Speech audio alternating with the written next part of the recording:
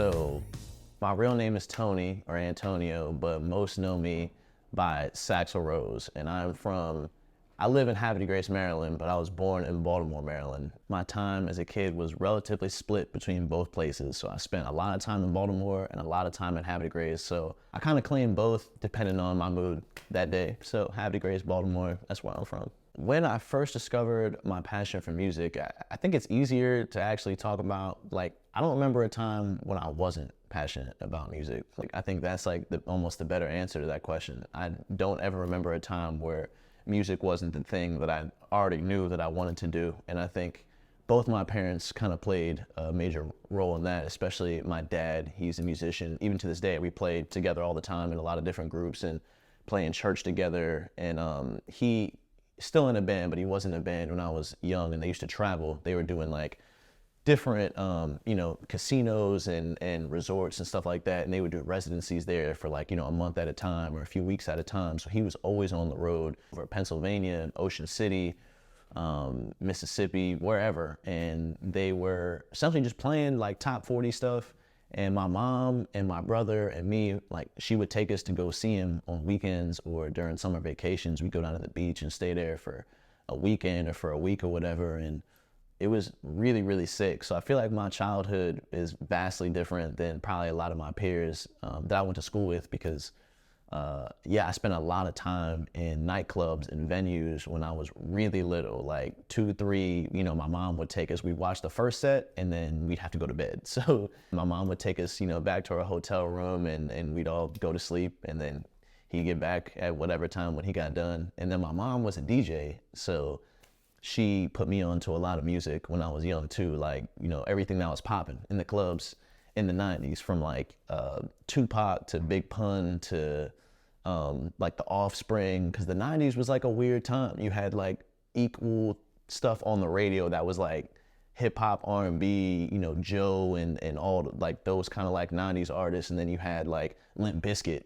on the other side that was probably getting just as much radio play at one point. So I think right then I had that moment where I remember caring about it more than some of the people around me, just being like, or like people would play a song in class or maybe just when you're hanging out with your friends, and I was like the only one interested in what was being played, you know what I mean? Like I remember those things happening, and that was like a good tell of like, okay, I clearly care about this music way more than like my friends, or I'm pointing things out and they're like, huh, like I didn't hear that, and I'm like, that's crazy, you know what I mean? So I've always been passionate about music. There was nothing else I was this passionate about ever. What drew me to the saxophone was it's honestly, it's a real similar answer. My dad played the sax in his group, and he played a lot of instruments. He played keys, he sang, he played drums as well. But I just remember when he would pull out the sax on select songs, because he wasn't playing on every song. It was just here and there throughout their performance. But I just remember the response from the crowd when he would play a solo. There was a solo in Too Hot by Kool and the Gang, which is like one of my favorite songs even still. And he used to play that solo as well as some others. And I just remember seeing the response whenever he pulled a sax out and played. It was commanding. Like, I mean, man, the saxophone is just a cool instrument. It's always been cool. I feel like people just always like, it's the thing I hear the most. Everyone's always like, oh, it's such a cool instrument or such a sexy instrument or whatever. And like, that's always the response I hear. So I feel like it's not news. Everyone knows the sax is cool, but when I saw him play it at a young age, before I even understood, what cool was, I just remember being like, everyone's really into what's happening right now. Like, and I've noticed it maybe without even realizing it, like subconscious, you know what I mean? And just being like, damn, like, this is cool. And he's really good. So I always, like, in my head, I remember thinking like, yo, I want to be that good one day. You know what I mean? I want to be able to do that, play the sax in front of people and get that kind of response from them. So yeah, he was one who really made me, got me into, and he never even forced me.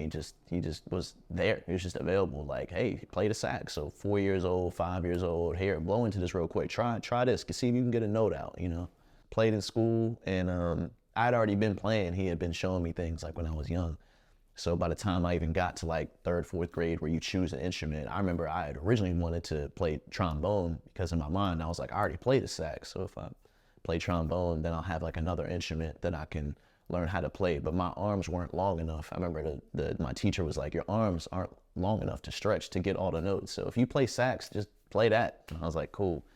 Which makes me happy because trombone rose sounds stupid. So yeah, the evolution into becoming Saxl Rose was really, really crazy. There were a lot of moving parts. It was never a really super planned thing, but a lot of things lined up simultaneously that helped create Saxl Rose. So I was doing the band thing for a little bit. Like, you know, I'd always played the sax, but that was mainly in like school, you know what I mean? And then playing gigs outside of school if I like booked here or there, doing little gigs with my friends. But I didn't really have like a strong focus on sax is gonna be the thing. I was like, I'd interned at a record label for a little bit called Outer Loop in Silver Spring, Maryland. And I had just been focusing on doing the band thing. I was playing guitar in like a hard rock metal band and playing drums in a pop punk band. Like that was like my focus. But then I started kind of doing covers online, like just here and there, just to get my name out there a little bit more. After doing a saxophone solo for a producer I was working with who didn't know that I played, I remember thinking like, damn, if more people knew I played, I could probably play sax more. So the idea hit me in the studio. I told my friend Kevin, like, yo, like I'm about to start covering songs that I like, you know what I mean? That like we like Paramore and you know, Wiz and the artists that I'm into. Cause it's just like, this is what I like anyway. It's what I'm listening to. So I put out a cover of Ain't It Fun by Paramore and I just kind of like tagged them on Twitter and put it out. And then Haley Williams, the lead singer of Paramore, saw it and shared it and was just like, this is awesome. Like, this is dope.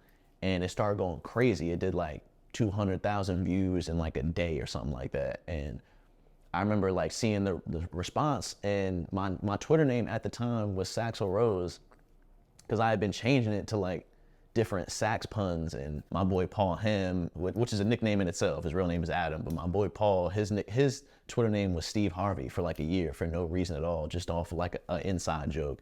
And I was Ice Tray for whatever reason, something off the Fresh Prince, and I was Ice Tray on Twitter. But then when I started to focus more on the sax thing, I remember I changed my Twitter name to, there was a movie called Max Keeble's Big Move that came out in like the 2000s. So I changed my name to Sax Keeble. And then I was trying to think of more like axe names like that I could change it to. And I remember it just hit me one day. I was like, yo, axe, that's like Saxl. And I was like, yo, Saxl Rose is a hard name. And I just changed it. I just happened to have it as Saxl Rose when that video went up. So when the music blogs picked it up, like Rock Sound and Alternative Press and all these different music blogs picked up the story that Haley Williams shared this sax player, they didn't know my real name, so they just went off of my Twitter name, which at the time was Saxl Rose. So yeah, it's weird. Haley Williams actually has a lot to do with the fact that my name is Saxl Rose right now. And I don't even know if she knows that. I should probably tell her when I see her next, when I talk to her next. But yeah, like, yeah, I'm really, really happy that my name at the time was not Ice Tray when that video went crazy, because I'd be stuck getting called Ice Tray right now. And that just sounds stupid. So I'm really happy with Saxl Rose, but that was not an overly intentional thing. It just kind of happened like that, you know. There were definitely a lot of significant breakthrough moments. I feel like I've had a lot of these little, like, just like big but little wins that have kind of helped me get to the next thing. In my mind, I'm just thinking about what the next thing I have to do is, you know. It started out easy, like, I'm gonna do this cover and throw it up. And then that video does well. So now I'm thinking, okay, well, I wanna improve the audio quality. So now I gotta get a better mic. And then I gotta get a better backdrop because I want all the videos to look good. I want there to be like a uniform look. And then, all right, I need to pay for some of this. So maybe I should create some merch so people can buy some merch so I can start upgrading these things. And so I can travel a little bit more and buy, you know, get some new gear. And then the endorsements start coming in once the views and my name starts getting up. And now I have my own signature mouthpiece that other people can buy, that you can sound just like Saxl Rose if you go buy this mouthpiece. And now I have my own neck strap and my own custom saxophone and my own reeds. And Hint Water, you know, hit me up, and I was sponsored by Hint Water for a little bit. So I had free water for a long time. And I remember Danny from Neck Deep, he saw the video and like liked it. And then I just sent him a message because I was a huge Neck Deep fan, still am. And I remember messaging being like, dude, like, I'm a huge fan. I actually met you at a Warped Tour before, and like, I'm just so happy you liked the video. Thank you. And he hit me back right away and was like, bro, like, it's just cool to see another dude that looks like me, you know, playing this kind of music. And I was like, dude, hell yeah, you know what I mean? So he was like, yo, you should cover our song In Bloom. And I was like, cool, did that. And then he hit me up and was like, bro, I just played it to everyone else. They love it. You should come play with us in Baltimore. And even in the footage that you can still see, like on my YouTube channel, when I played that show with Neck Deep, like people in the crowd were still yelling Tony, my real name. I hadn't even fully become Saxl Rose yet. That's how new it was. Like I had just did the Ain't a Fun video, and then like a couple weeks later or whatever, played with Neck Deep for the first time, and my name was like Tony on stage still. So I hadn't even really fully become Saxl Rose yet at that point. That's how fresh it was. And you can, the sax I'm playing in the video was still bent up and broken, and like I didn't have any of my endorsements. Like that's how new all this stuff was for me. So I'm on stage playing with them, and then they loved it so much that they invited me back to play with them again the next night in New York at PlayStation Theater, which is the second biggest venue outside of like Madison Square.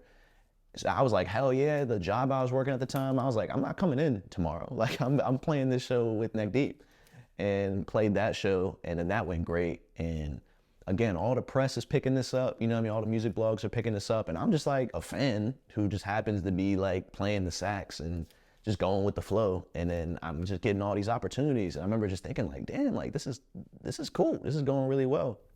They hit me up again and asked me if I wanted to fly out to LA to perform with them. They were doing a late night show. That's really when I remember being on the plane and being like, yo, this is crazy. I'm getting flown out for playing the saxophone. This is sick.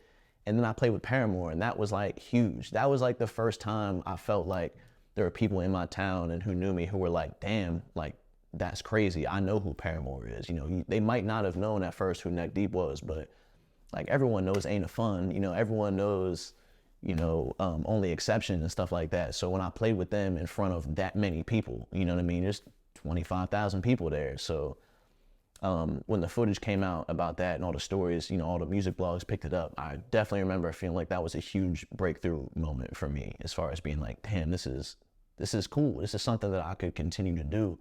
And since then, that's exactly what I did. I played with State Champs, and then we recorded a song, and I played with Motionless in White, and we recorded a song. I started recording with Wiz. He hit me up after, you know, I did some videos of like Chevy Woods and people on his label, Deji, and, you know, all of them, they put my name out there to Wiz to be like, yo, this guy is dope. You know what I mean?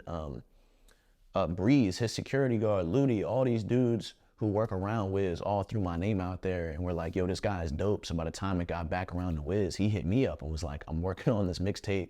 I want you to be on it. And since then, I've worked on almost every project since. Like, we did that mixtape. We did, I was on the album after that. And then Wiz is an owner of a company called the PFL, which is the Professional Fighting League, which is on ESPN. And he hit me up to do the guitar on the theme song for that. So we did that.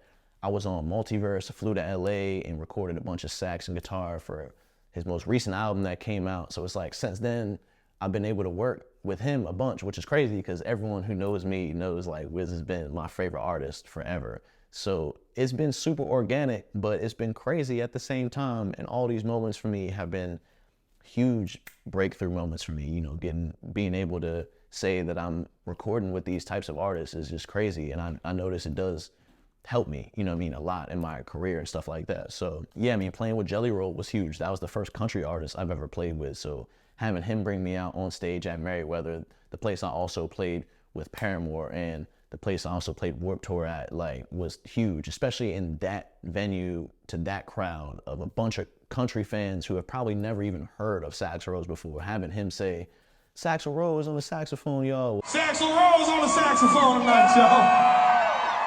Was crazy, you know what I mean? So I've had a lot of these breakthrough moments, man, and I feel really fortunate, super blessed to even just be here. So, I mean, the moment that I knew I was getting signed was super crazy because the record label that I'm signed to is called Next Paradigm, and the founder, Jacob Webb, I had seen him perform and heard of his music through another friend of mine, Art Sherrod. He has a song called Rhythm of Life, and I went to see him perform live one day, and he performed this song, and I was like, this song is awesome. Like, it was super catchy, and it was smooth jazz, but it wasn't like elevator music, or like, you know, it didn't sound dated. It sounded new. The instruments all sounded new. Everything sounded contemporary, like real upbeat and catchy. And it was like verse, chorus, bridge. Like it had a pop format. And I was really drawn to it because I was like, this is what, if I was going to do some sax stuff, like this is what I would want. I want it to be catchy. I want there to be a real cool format that everyone, that's palatable to everyone and anyone, to where even if, you know, maybe you're not going to listen to it all the time, you can at least appreciate it. And that's like what I wanted for my music. So I remember hearing that and being like, this is it. This is what I've been like kind of talking about. So I like went on Google and found out who produced it, and it said Jacob Webb from Next Paradigm. So I just started emailing him. I found his email and I just started going ham. Like I was like, hey, like I'm Saxl Rose, and you know, I heard your song with Archer Rod. I've done work with, you know, Wiz Khalifa, Chris Brown, Paramore, you know, Bobby V, all these different people. And I just started just trying to, you know, show some of the accolades that I've, you know, garnered over the past couple years. And I was like, I don't have any music out though. I got a lot of features out. You know, I got songs with Wiz, I got songs with this, that, and the third, but I don't have my own music out. And I really think it's important for my first music out to be, like, I don't want to just throw out any single. I want it to be a really, really crafted single. And I think you could help me do that. So I think we should partner up and do this and the third. And he hit me back and essentially was like, hey, we're not really looking to sign anyone right now, but I'll keep you in the tuck. And I was like, all right, cool. And me just being me, just kept emailing him to death. And then after a few emails, I saw that he was coming to perform in Philly. So me and my boy Paul Ham went out to see him because I was like, I want to introduce myself so they can put a face to the name, you know, so I'm like a real person, not just someone online. And I went and introduced myself, and Felicia Ray, who plays bass, who's also had a bunch of number ones, she like introduced us and was like, yo, this is Saxl Rose, like he's doing this thing, you need to holler at him, you know what I mean? And he was like, cool. We chopped it up, and then he hit me and was like, yo, like I checked your stuff out, like you're doing your thing right now. I'm, you know, definitely open to, you know, working together in some way. So we talked about, you know, what I wanted and struck up a deal that was more than fair for both sides. And I'm really, really excited to see where it goes. But yeah, that's pretty much how it happened, man. Like, you know, it just came together real organic, and yeah, it was crazy. In the moment, I remember like when I got the email about being signed, I didn't think it was gonna really change much. And like in the moment, I'm like, okay, cool. The only difference is that it's just official, you know what I mean? But I'm still gonna go about my business the same. But it's honestly changed a lot for me, especially in the past like couple months since the new year, really. Because, you know, I was doing a lot of local stuff before getting signed, just trying to still get my name out there and trying to capitalize off of the momentum of like the energy of like everything I was doing online, playing with Wiz and playing with Jelly Roll and recording all these songs and everything, and doing features for other artists and everything that was happening online. Like, you know, all the different videos I've done that have like gone viral, been on the news and stuff. I was just trying to capitalize on that and just play. But now, like, you know, that I'm signed, I have music, and we're moving to more like ticketed events and stuff like that. I'm not playing as much locally, which, you know, obviously makes me sad in a way, as far as like, you know, I know people want to see me from where I'm from, but in order for me to make that real transition into being like an artist, like a real artist who has music out, and to be like the people that I look up to, you know, it's necessary. So, but the great thing about that is that I've been performing in a lot of different, even over the past couple of months. I went to Massachusetts and performed there. I've been playing in New Jersey. I got a show in Richmond this week. So I've been like expanding a lot, which has been really, really cool. And I think part of that has to do with like me being a signed artist now, and I just have to like go about things in like a slightly more professional and artistic way, instead of just being like, you know, yeah, cool, I'm down to play this, boom, yeah, we can.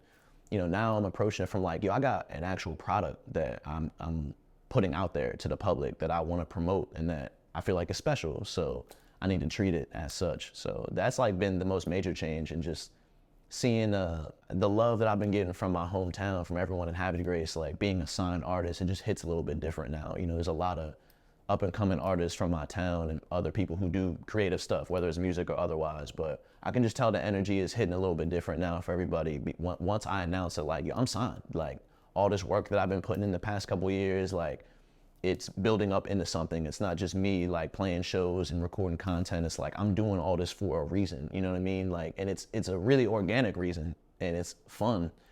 But all this content I've been putting out, all these views I've been racking in, and all the artists that I've been able to perform with, record with, and work with, like, I wanted to build into something for me. I want my own music out there. I want to be able to do my own sold out shows and my own arena performances. And that starts with me putting out my own music and signing with this label and giving them something to listen to. So I really feel like I'm just getting started, even though it's been like a few years of really just grinding it out. But I feel like this is like my first step into really being Saxl Rose, the artist, and not just like the featured artist, you know? So the story behind my first single, my debut single, which is called Alone With You, really came together. Same way with literally everything else. Super, super organic, super laid back, easy. Jacob has sent me a couple of different, songs that were in its early stages, just, ideas that he had produced and stuff like that. And he was essentially like, yo, just do your thing. You know what I mean? Like whatever you think, you know what I mean? He had a couple ideas, like, of some lead ideas in there, but I remember just coming up, I really wanted something just catchy. Like I wanted the chorus to be something that would get stuck in people's heads and that had like a certain bounce to it. And he sent me a couple different things, but the track that ended up becoming Alone With You was really the one that stood out. And I remember just sitting there and coming up with the chorus, like da da da da da da da da, and it just kind of all hit me at once. I remember I just recorded it real quick and sent it to him, and he was like, that's it, finish that and send it to me. And I was like, cool. So, a couple back and forths, me laying some stuff down and harmonizing and cleaning things up, doing what I got to do, and then sent it back. And he was like, bro, this is it. Like, this is your first single for sure. And that felt really, really good. For me to hear that from him was definitely like, cool, I did what I was supposed to do. I did my job. Now, we start to hit radio and I can start shooting the content forward and doing my part, which is they have the experience with the radio and with the smooth jazz side of things. That's where they come in. But I, am experienced in social media and marketing. That's like, I've been able to just market myself. So me just, putting together the content for that has kind of been the journey that I've been on. So yeah, the single came together really cool, and it just came together really, really easy. I love the song. It's cool. I've been performing it live at the past couple shows, and the response has been really, really great, which feels good. Before the song came out, I was able to perform it, and seeing the reaction, I was like, okay, people are gonna like this. Cool. Man, my hopes, one for the single, are I really want the single to do well. I mean, everyone wants their music to be successful and stuff, but really, like, I'm not even thinking of it in terms of like numbers. I don't want to minimize my art and my music to like a specific number. I mean, that's a quick way, I feel like, to get disappointed or to just like belittle the art, and that's not really what I'm in it for. So of course I want it to do well, but really it's just like, it's more about impact to me. I want the single to be a really, really good introduction of me as an artist, and to show like, one, where I'm at right now, but potentially where I'm gonna go. And I want everyone in my hometown to like enjoy it and be proud of me. Everyone in Maryland and Baltimore, my family, my friends, like all the musicians and artists I've connected with, I want them to just bop to it. That's really what I want. If all the bands, artists, and people I've connected with were all to just hit me up and be like, yo, that's a bop, like, or I enjoy listening to it, I'm playing it in the car or something like that, that would honestly be like good enough for me. But anything else past that, it would just be extra to me. I really do want it to do well, especially with it being my first release, but I just want to make music that people enjoy and that they want more of, and that they are happy about, makes them feel good, and that they can just be excited about. So that's really what I hope for the single. And as far as my music career in general, I just want to continue to kind of just do what I'm doing. And like, I want to keep playing with different artists. I want to keep, I want to go on the road more. I want to travel more, continue to travel more, and continue to record with my favorite artists and work with my favorite artists. And that's really all I care about at the end of the day. Like, all the extras, like, I'm a super laid back dude. I don't really care about much else other than like, I just want to play with the artists that I think are dope. And I want to release my own music under my own name, and people just be excited about it and happy for me. And I just want people to, respect me as an artist. I want people to be like, yo, Saxl Rose, he's dope. Whether he's going to be releasing his own music or featured on a project or playing live or playing guitar or playing synth or producing, whatever it is, put him in the room, he'll be fine. It's going to be dope. Or put it on, we know it's going to be dope. Saxl Rose is on it. Like, that's really all that I want. And I want to continue to dibble and dabble in different genres. I want to be able to hop on stage with Jelly Roll and, you know, Alexandra K, and also the next day get back on stage with Asking Alexandria and Spirit Box and Miss May I and all the other bands that I've gotten to play with. I want to be able to do that too, and then turn around and play with state champs and play with Stan Atlantic and, you know, whoever I want, and then the next day play with Bobby V or Kim Waters or, you know, whoever I think is cool. I just want to be able to, you know, intervals. I want to be able to just hop on stage with anyone like I've been doing and just play music and do cool stuff and just make people happy with music, because I'm having a blast on stage. Like, you see me perform, you know what it is. So I just want to make people feel that same way. Yeah, that's the goal, and take care of my family through me doing what I love. That's it. The message that I would like to share with my fans, not even like referring to them as fans, they're just my supporters, because my supporters are friends, family, you know, people I met in the UK, for God's sakes. When I went on tour with Neck Deep in the UK, like, I've met so many people there that still follow me to this day and support me, and it's like, I don't like referring to them as fans. Like, they're my supporters. They buy the merch, they listen to the features, they share the covers, you know what I mean? Like, those are all my friends and family and my supporters. So if I could send one message to them and to other musicians, it's just like obvious advice, but it's me just being me is why I'm here talking to you right now and why I got signed. It wasn't, I've tried other things before. I did other things before I became Saxl Rose, and they were all necessary steps for me to reach the point of Saxl Rose, but all the ideas didn't work. You know what I mean? There were ideas things I tried to do, other personas or other ideas that I tried to put together, but those individual ideas didn't always work, and that's okay. Like, that's all part of the process. So if I could send one message to everyone, it's just like, find what it is that you're passionate about and just do it. You don't have to quit everything and jump all in. You can do it in your spare time and just see what happens. You'd be surprised. You know what I mean? My mom is a great example of that. She's a school teacher, but in her spare time, she's really passionate about cooking and cookware.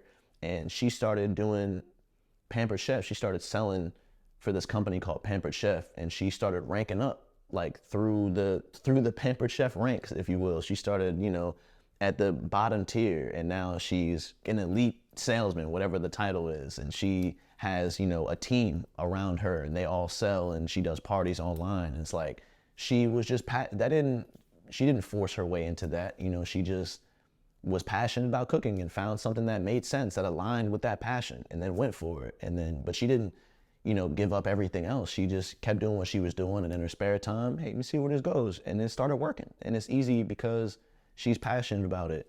And the same thing with my dad. He's passionate about music, so it was easy for him to find other people that were also passionate about that and link up with them and say, cool, we should do this. Oh, you play this, I play that, cool, bet. And then that formed into what he started doing for the rest of his life.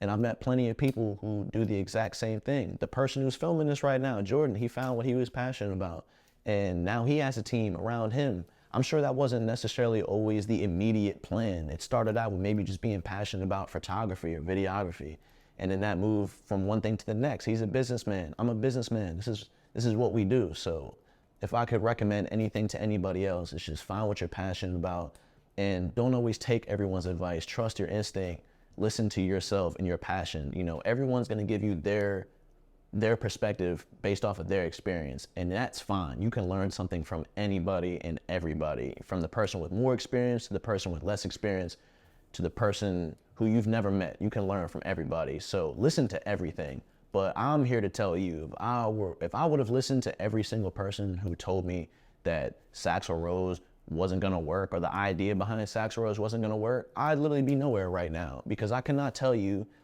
how many times I heard from people, especially early on when I went to explain my idea. Like, I'm gonna cover songs that I like this new wave of music that I'm into, and play the sax and, you know, reach people that I feel like a lot of sax players right now haven't reached. There's people who enjoy the saxophone that also listen to metal and rock, and that wanna see sax and metal and rock and R&B and hip hop, but just haven't heard it yet. And I wanna be that person that introduces them to that, you know. And I heard early on that was not gonna work, that I wasn't gonna get any endorsements by doing that. I wasn't gonna get any support by doing that. And I'm here to tell you that, like, those people who said that were wrong. And it's not even their fault. They were just speaking from their own experience, you know, or their own fear, or maybe their own missteps. But I didn't listen to those people. I listened to them, but I didn't take their advice. So, and I'm glad that I didn't. I'm glad that I went out there and experienced it and tried new things and things that I didn't even know were gonna work, or maybe some things that didn't even work, but I just tried it anyway. And I'm here to tell you that whatever you're passionate about, you can do the exact same thing. You can, whether it's cooking or whether it's, you know, photography, video like Jordan, or like my mom who does Pampered Chef. There's so many examples of people who went out and just tried something new and it ended up being successful. And that success can range depending on what you view as successful. You know what I mean? I'm in a position where I've already done so many amazing things and worked with most of my favorite bands and artists. Like, I'm happy. I've worked with Wiz, my favorite artist. I've played with Paramore. I've recorded more. There's still a lot more that I want to do, but I didn't even think what I was going to do was going to get me that. You know what I mean? So I'm very, very happy. So success looks different to every single person. Don't take someone else's view of success as your own, and just get out there and give it hell, man. And if anyone has a problem with it, tell them to come see Saxl Rose.